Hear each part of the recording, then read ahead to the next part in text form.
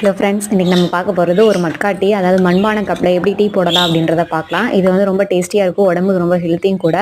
இது வந்து கடைகளில் கிடைக்கும், மண்பானை கடைகளில் நீங்கள் வாங்கி வீட்டில் ஒரு ஸ்டோர் பண்ணி வச்சுக்கோங்க.